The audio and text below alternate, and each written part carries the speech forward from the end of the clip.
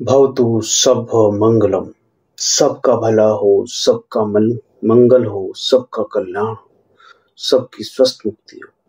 हरे कृष्णा। सभी साधकों को श्री राधे राधे।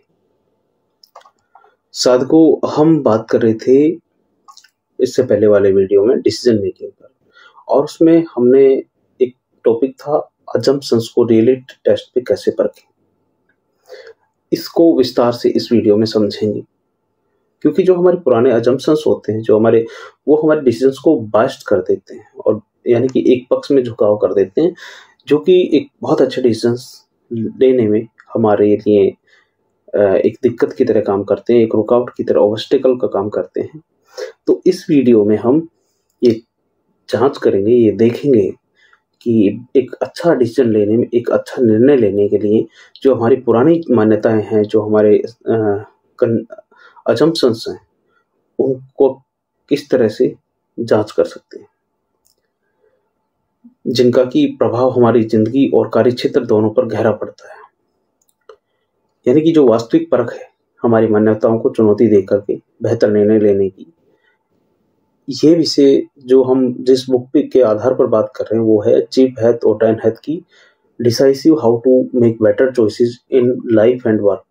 इससे और इसमें हम सबके जीवन में ऐसे क्षण आते हैं साधकों, जब हमें कोई बड़ा डिसीजन लेना पड़ता है, चाहे वो कैरियर से जुड़ा हो या रिश्तों से जुड़ा हो या फिर हमारे फाइनेंशियल प्लानिंग से जुड़ा हो।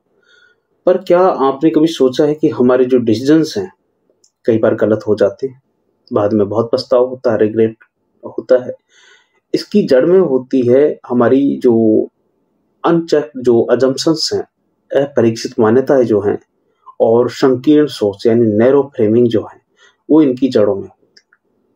तो आज हम इस बात पर गहराई से चर्चा करेंगे कि कैसे हम अपनी मान्यताओं को की जो वास्तविकता है उसकी जांच कर सकते हैं, कैसे अपनी सोच को और व्यापक और बेहतर बना करके निर्णय लेने में इसका यूज कर सकते हैं। पहली चीज है कि अपनी मान्यताओं को पहचाने कैसे, आइडेंटिफाइंग अजम्पशंस। जब तक हमें ये पता नहीं चलेगा कि हमारे अजम्पशंस क्या हैं, तो हम उनको कैसे कसौटी पर खरा उतारने की कोशिश कर सकते हैं, कैसे उनको चुनौती दे सकते हैं। तो पहला कदम यह है कि हमें समझें कि हमारी जो मान्यताएं हैं उनके आधार पर हम निर्णय लेते हैं वो हैं क्या। जैसे कि मान लीजिए कि आप सोचते हैं कि मुझे नई नौकरी में सफल होने के लिए पूरी तरह से परफेक्ट होना होगा। कई बार जब नई नई नौकरी लगते हैं तो बहुत काम करते हैं लोग, ये मान्यता है, पर क्या ये सच है? क्या आपने इसे परखा है? क्या ये हो सकता है कि आपके फादर के टाइम का जम्पशन आपके दिमाग में आया हो? क्या अभी भी वही चीज है? क्या इतनी ही रिलेवेंट है आज भी? तो हमारे दिमाग में कई बार मेंटल शॉर्टकट्स जो हैं, या जो कॉग्निटिव बायसेस जो होते हैं, जो हमें सोचने पर मजबूर करते हैं कि हमारा तरीका सही है कि नहीं है। तो इसमें क्या करें? इसमें आप कुछ प्रश्न पूछें कि मैं ऐसा जो मान रहा हूं उसके पीछे का बेस क्या है। क्या कोई ऐसा उदाहरण है जो मेरी सोच को गलत साबित कर सकता है? क्या मैंने अन्य दृष्टिकोणों पर या और जो हमारे पर्सपेक्टिव्स हैं उन पर विचार किया है? इस प्रकार के जो प्रश्न हैं हमारे दिमाग को खुला बनाते हैं, ओपन माइंडेड हमें बनाते हैं, और हमें सोचने में, समझने में मदद करते हैं कि हम किन धारणाओं के आधार पर ये काम कर रहे हैं। दूसरा है कि जो कन्फर्मेशन जो बायस है उनसे बचें, उनकी जो गिरफ्त है उससे आप बचें। जैसे कि जो कन्फर्मेशन बायस है, हमें सोचने का वह तरीका है जिसमें हम उन ही जानकारियों को महत्व देते हैं जो हमारी मान्यताओं का समर्थन करती हैं। मान लीजिए कि आप सोचते हैं कि एक कोई प्रोडक्ट है जो मार्केट में जरूर सफल होगा क्योंकि मैं इसे पसंद करता हूं। लेकिन जब आप केवल उन्हीं डाटा पॉइंट्स को देखेंगे तो इस मान्यता का जिसका आप समर्थन करते हैं, जबकि विरोधाभासी डेटा को जब नजरअंदाज करते हैं तो पता चलता है कि रियलिटी तो कुछ और ही है। तो इससे क्या होता है, इससे बचने के लिए आप डिसकन्फर्मिंग जो एविडेंस है उनको ढूंढें, और सिर्फ जो आप चाहते हैं उन्हीं के आधार पर डिसीजन ना लें कि हाँ जो मुझे अच्छे लगते हैं उन्हीं जो पॉइंट्स हैं, जो रिव्यूज हैं, उनके आधार पर मैं चलूं। अपने आसपास के लोगों से पूछें, आप क्यों सोचते हैं ऐसा कि ये निर्णय गलत हो सकता है। इसके अलावा एक वर्ड है डेविल्स एडवोकेसी, इसका उपयोग करें। इसका मतलब है कि किसी को ये भूमिका दें कि वह आपकी सोच के खिलाफ तर्क दे, यानी कि आपका जो एक व्यू पॉइंट है इसको खारिज करने की कोशिश करें। तो उससे आपका जो पर्सपेक्टिव है वो ब्रोडन होगा, चीजें समझ में आएंगी, आपका गलत डिसीजन होने से बच जाएगा। इसके अलावा आप प्री मॉर्टम एनालिसिस कर सकते हैं, जिसका हमने पहले भी बात की थी एक वीडियो में। इसमें अपने निर्णय को एक प्रोजेक्ट की तरह देखें, सोचें कि अगर ये असफल हो गया, इसमें फेलियर मिला, तो इसके क्या क्या कारण हो सकते हैं। इसको आप ऑनलाइन ऑफलाइन समझदार लोगों से, जिनको उस पर्टिकुलर फील्ड का नॉलेज हो, उनसे पूछें। ये तकनीक आपके निर्णय में छिपे हुए जोखिमों को उजागर करती है। कई बार हम जैसे बहुत सारे स्टूडेंट हैं, वो क्या करते हैं, टाइम टेबल बना लेते हैं और ऐसा फिक्स टाइम टेबल बनाते हैं कि उसे फॉलो नहीं किया जा सकता। यानी कि उसमें ये नहीं देते कि भाई मुझे खेलना भी है, दोस्तों के साथ गप्पे भी मारने हैं, और मैं एक रोबोट नहीं हूँ कि 24 घंटे सिर्फ उस फ्रेमवर्क में ही के हिसाब से काम करूँगा। ये तमाम चीज़ें हैं जिनको हम इग्नोर कर देते हैं, जो कि एक रियल जो डिसीजन है उसको लेने में दिक्कत महसूस करवाती है। तीसरा है कि जानकारी इकट्ठा करें, उसका प्रयोग करें, एक्सपेरिमेंटेशन और प्रोटोटाइपिंग। इसमें एक्ट स्मॉल लर्न फास्ट का जो सूत्र है, इसे हम फॉलो कर सकते हैं। बड़े निर्णय लेने से पहले छोटे छोटे प्रयोग जरूर कर लें। मान लीजिए कि आप एक नया करियर चुनने की सोच रहे हैं, इसके बजाय कि सीधे करियर को स्विच करें, कुछ महीने उस क्षेत्र में फ्रीलांस या इंटर्नशिप कर लें, वहाँ के एक्सपर्ट से बात करें। इससे आपको पता चलेगा कि वह क्षेत्र आपके लिए उपयुक्त है भी, या आप एक नए ट्रैप में फंसने की कोशिश कर रहे हैं। इसी तरह बिजनेस में आप कर सकते हैं। यदि आप एक नया प्रोडक्ट लॉन्च करना चाहते हैं तो मार्केट एक छोटे मार्केट सेगमेंट में उसका आप एक परीक्षण कर सकते हैं, एक्सपेरिमेंट कर सकते हैं कि क्या लोग इसे पसंद कर रहे हैं, क्या इसमें और सुधार की जरूरत है, क्या ये प्रोटोटाइपिंग आपकी बड़ी असफलता को रोक सकता है, क्या ये जो प्रोडक्ट है इसी की कीमत में क्या और कौन कौन से प्रोडक्ट हैं। इन तमाम चीज़ों पर जब हम गौर करते हैं तो आपकी फेलियर कम होने के चांसेस कम हो जाते हैं, आपके डिसीजंस बेटर हो सकते हैं। नंबर 4, इमोशनल जो इंटेलिजेंस है और मान्यताओं का जो संबंध है, इस पर बात कर लेते हैं। हमारी जो मान्यताएं हैं, कई बार हमारी जो भावनाओं जो है, डर या विशफुल जो थिंकिंग होती है, उससे प्रेरित हो सकती हैं। मान लीजिए कि आप एक नए बिजनेस में पैसा लगाना चाहते हैं। आप सोचते हैं कि यह आइडिया जरूर सफल होगा क्योंकि ये मेरा सपना है, मुझे अच्छा लगता है। और कई बार ऐसा होता है कि जो हमें अच्छा लगता है, हमें लगता भी है कि ये सफल हो जाएगा। लेकिन सवाल यहाँ है कि क्या मैं अपनी भावनाओं को अपने निर्णय पर हावी होने दे रहा हूँ?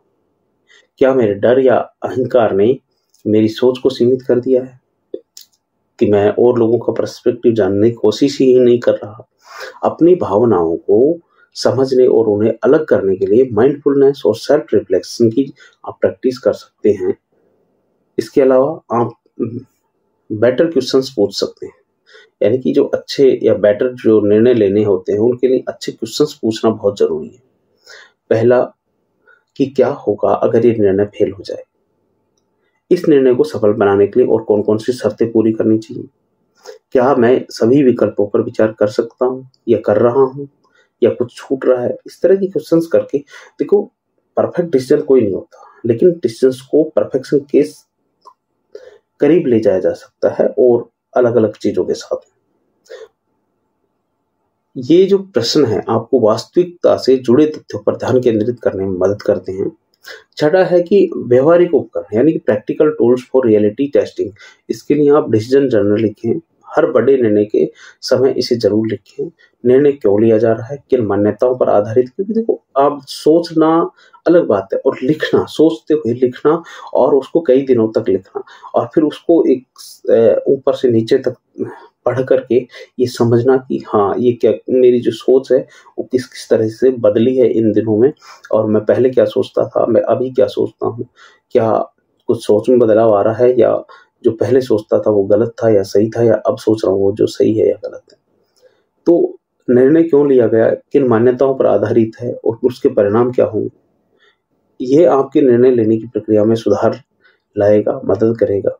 आप जर्नल जरूर लिखिए, डायरी लिखिए, फीडबैक लूप्स दूसरा, इसमें निर्णय लेने के बाद उसके परिणामों पर ध्यान दें।